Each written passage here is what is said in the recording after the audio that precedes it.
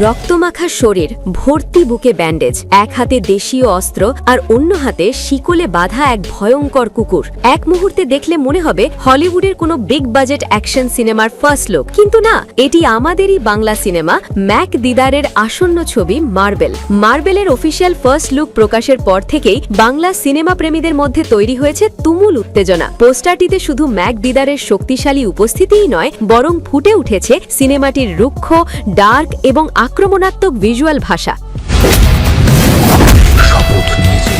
রক্ত, অস্ত্র, শরীরী ভাষা সব মিলিয়ে স্পষ্ট ইঙ্গিত দিচ্ছে মার্বেল হতে যাচ্ছে অ্যাকশন ও ভায়োলেন্সে ভরপুর এক সিনেমা। ফোর্স খোদা হাফেজের পর এটি ম্যাক দিদারের তৃতীয় বাংলা সিনেমা। এর আগে ফোর্স সিনেমায় তার বিপরীতে অভিনয় করেছিলেন পাকিস্তানি মডেল জারা আহমেদ। প্রতিটি সিনেমায় নিজেকে নতুনভাবে উপস্থাপন করার চেষ্টা করেছেন ম্যাক দিদার, আর মার্বেল যেন তারই সবচেয়ে বড় প্রমাণ। ম্যাক দিদার বলেন, আমি সবসময় দর্শকদের জন্য নতুন এবং চমকপ্রদ কিছু দিতে চাই। মার্বেল আমার জন্য এক নতুন চ্যালেঞ্জ। অ্যাকশন, ভিজুয়াল এবং চরিত্র সব দিক থেকেই এটি সম্পূর্ণ ভিন্ন অভিজ্ঞতা। তিনি আরও জানান, ফোর্স সিনেমা থেকে পাওয়া অভিজ্ঞতাই এই ছবিতে কাজে লাগাচ্ছেন তিনি। তরুণ নির্মাতা অনেক বিশ্বাস পরিচালিত এই সিনেমার শুটিং শুরু হবে 2026 সালের 20 জানুয়ারি থেকে। কাস্টিং এর অন্যান্য তথ্য খুব শিগগিরই প্রকাশ করা হবে। সবকিছু পরিকল্পনা অনুযায়ী এগোলে 2026 সালেই বড় পর্দায় মুক্তি পাবে মার্বেল। সব মিলিয়ে বলা যায়, মার্বেল শুধুমাত্র একটি সিনেমা নয়, বরং এটি হতে পারে বাংলা অ্যাকশন সিনেমার জন্য